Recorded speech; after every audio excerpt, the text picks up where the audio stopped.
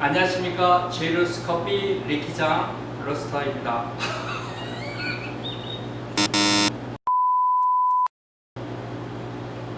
안녕하십니까. 제이루스 커피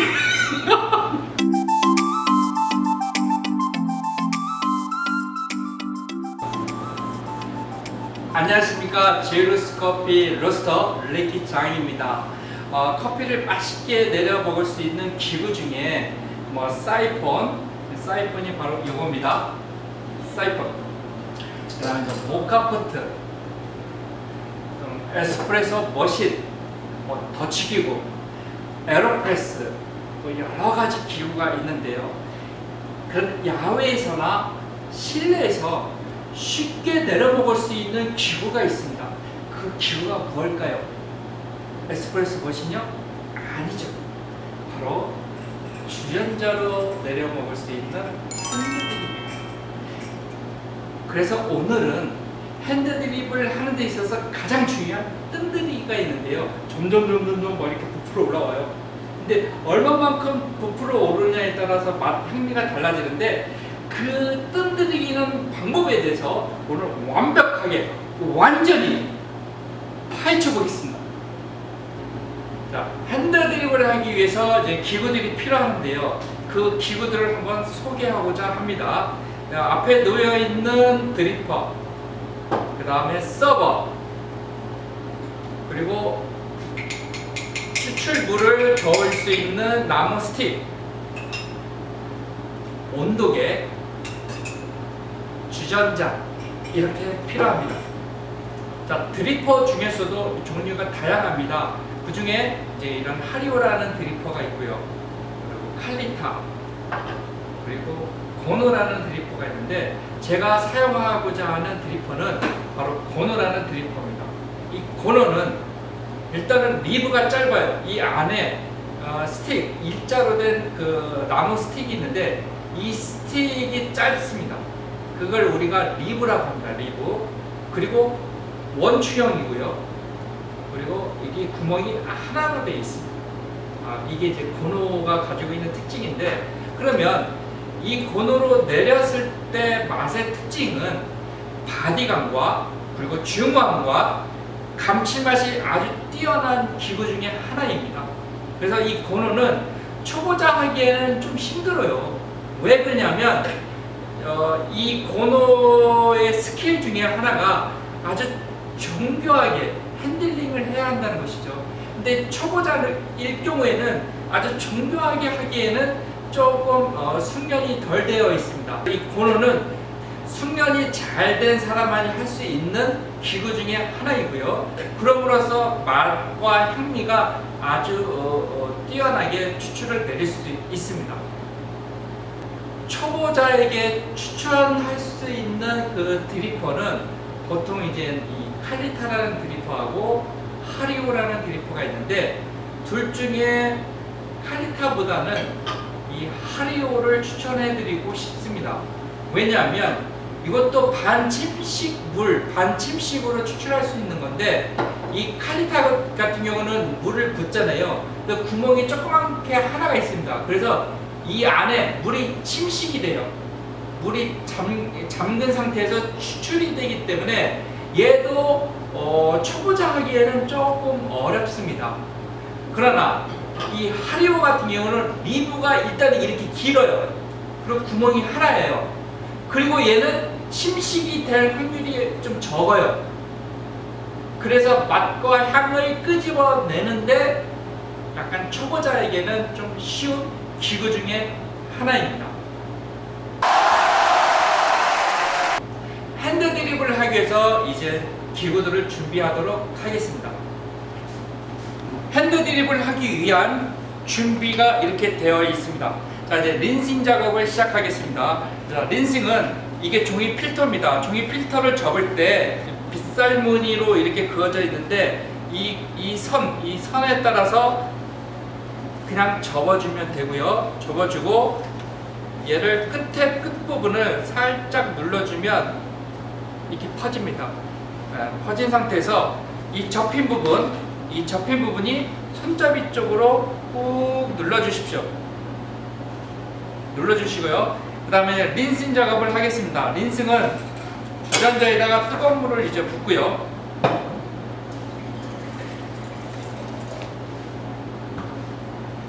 한번 젓도록 하겠습니다.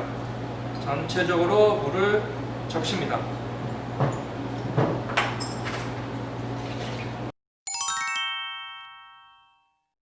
아주 중요한 질문이에요. 근데 어떤 사람은 종이 필터를 적시지 않고 하는 사람도 있고요. 저처럼 이렇게 린싱을 먼저 한 다음에 이제 추출을 하는 경우가 있는데, 이 린싱 작업을 하는 이유가 두 가지가 있습니다. 필터를 적셔줌으로써 필터의 조직이 팽창이 되죠. 팽창이 됨으로써 추출이 원활하게 나올 수 있도록 도와주는 역할을 하는 거고요. 그리고 두 번째는 서버를 대표해주는 이유가, 위에서 만약에 90도의 온도를 부었다면 떨어지는 온도의 차는 약간 한 10도 정도 차이가 납니다. 그러니까 90도로 물을 떨어뜨리면 마지막으로 떨어지는 커피 물은 바로 80도가 된다는 얘기죠. 그래서 80도에서 더 떨어지지 않도록 이 서버를 뜨겁게 데펴주는 것입니다. 그래서 린싱하는 작업은 바로 이 두 가지 이유입니다.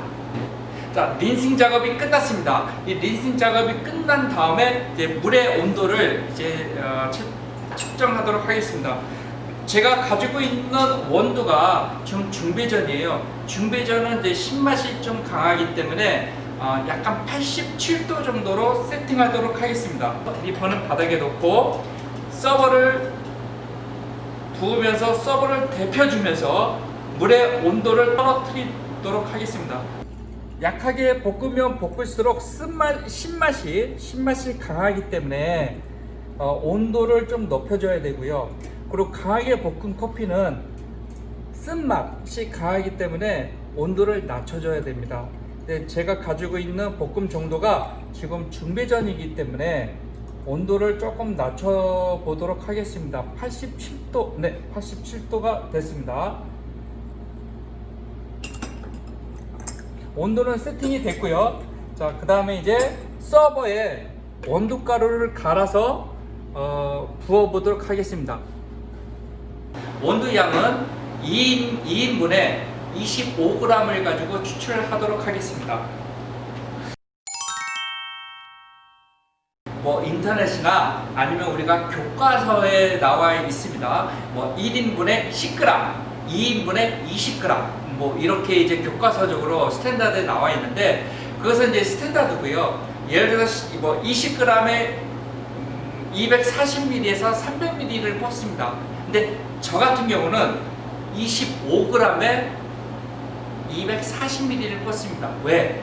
저는 진한 것을 좋아하기 때문에 그렇습니다. 그래서 진한 것을 좋아하시면 원두양을 조금 더 집어넣어서 240ml를 추출하시면 되는 겁니다. 오늘 추출할 온도는 과테말라입니다. 이 과테말라는 9월 11일 날 로스팅 된 건데 한 6, 7일 정도 지났죠. 이 과테말라로 추출해 보도록 하겠습니다. 저 같은 경우는 25g에 240ml를 추출해 보도록 하겠습니다.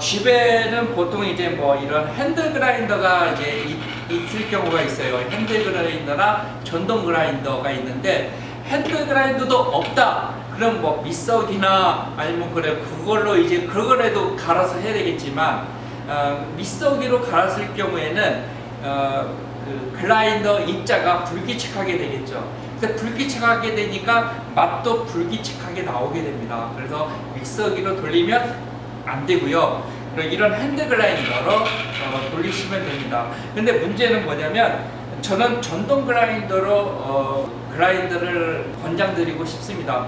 왜냐? 이 핸드 그라인더 같은 경우는 20g을 넣었을 때 또는 25g을 넣었을 때 한 3, 4분 이상 걸립니다. 근데 전동 그라인더는 한 10초 정도면 25g을 갈 수가 있어요. 10초도 안 걸려요. 한 5초 정도면 갈라지거든요. 그 이유는 이 핸들 그라인더 같은 경우는 이렇게 뭐 갈게 되면 마찰력이 생기죠. 그래서 원두와 그 쇠의 마찰력이 생겨서 열이 발생하게 됩니다. 그 열에 의해서 향미를 뺏어갑니다. 그래서 향미가 좀 부족한 원두가 되는 것이죠. 이 부족한 원두를 가지고 핸드 드립을 하게 되면 물론 결과는 향미가 부족한 추출 결과물이 나오게 되는 거죠.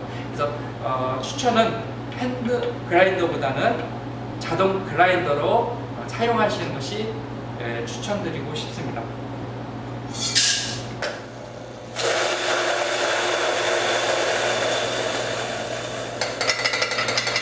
자, 이제 원두를 갈아왔습니다. 근데 이 원두 속에는 미분과 체프가 들어가 있어요. 그래서 이 체프 같은 경우 그대로 우리가 추출했을 경우에는 약간 텁텁한 맛을 내는 그 성분들이 있어요. 탄닌 성분, 뭐 약간 떫은 맛이 있기 때문에 그 떫은 맛을 제거하기 위해서는 약간 이 미분과 체프를 좀 제거하는 게 이제 좋습니다.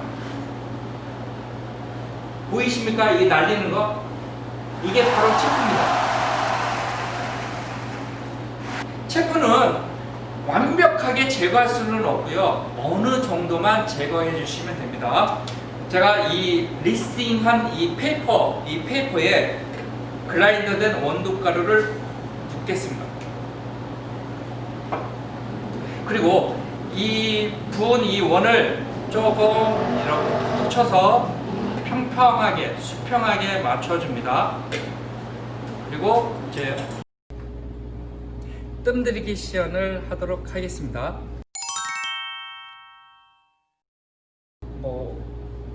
맞다고 할 수는 없는데요.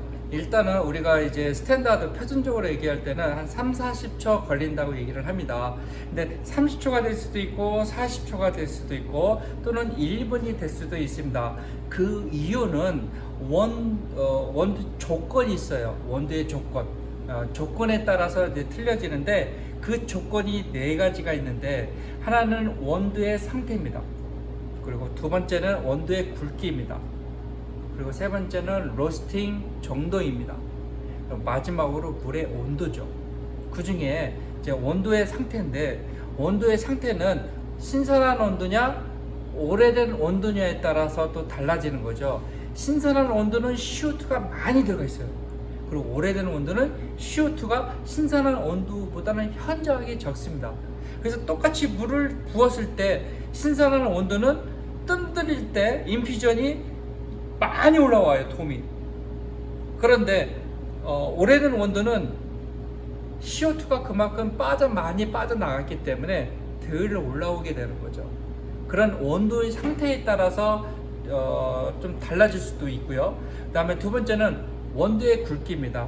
원두를 아주 우리가 에스프레소 원두만큼 아주 가늘게 그라인더 했을 때와 그리고 보통 0.5mm에서 0.9mm 사이로 그라인더 했을 때 우리 핸드 드립용이거든요. 했을 때 물을 똑같이 부었을 때 에스프레소용으로 그라인더된 원두는 거의 안 올라옵니다. 그 원두의 굵기에 따라서도 부풀어 오름이 또 달라지는 거죠. 그리고 세 번째는 로스팅 정도입니다. 로스팅도 약배전으로 로스팅을 했느냐 중강배전으로 로스팅 했느냐에 따라서 또 부풀어 오름이 달라집니다. 그 이유는 허니콤 구조 때문에 그렇다는 거죠. 그 허니콤 구조는 다음 시간에 좀 더 자세하게 설명하도록 하겠습니다. 또 마지막으로 물의 온도입니다. 물의 온도가 너무 현저하게 낮으면 또 뜸 들이는 시간이 또 짧아집니다. 그래서 물의 온도에 따라서 또는 로스팅 정도에 따라서 원두의 굵기에 따라서 또 원두의 상태에 따라서 뜸 들이는 그 시간이 달라지는데 보통 뜸 들이는 시간은 점점 부풀어 올라오잖아요. 그러면 딱 멈추는 시점이 있습니다. 그 멈추는 시점이 뜸 들이는 시간이 끝나는 시점이에요. 그 이후에 이제 1차 물을 부어 주시는 겁니다.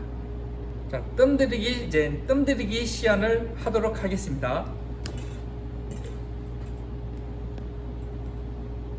정중앙에 물을 붓고요. 작은 원을 그리면서 밖으로 크게 원을 빨리 돌리게 되는 거죠. 자, 많이 부풀어 올라오죠. 자, 부풀어 올라오기 시작합니다. CO2에 의해서 부풀어 올라오기 시작하고요. 여기에 딱 멈추는 시점이 있습니다. 자, 점점 부풀어 올라와요. 딱 멈추는 시점.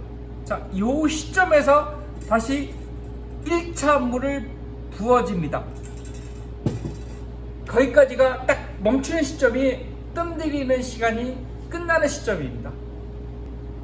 그리고 이렇게 신선한 온도일 경우에는 CO2, 즉 가스에 의해서 물이 유입이 되는 것을 방해하기 때문에 과소 추출이 될 수 있는 확률이 높습니다.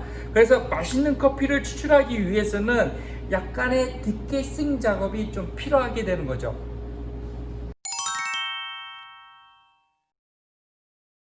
디캐싱은 보통 원두 안에 있는 CO2, 이산화탄소죠. 가스를 좀 빼주는 작업이라고 생각하시면 됩니다.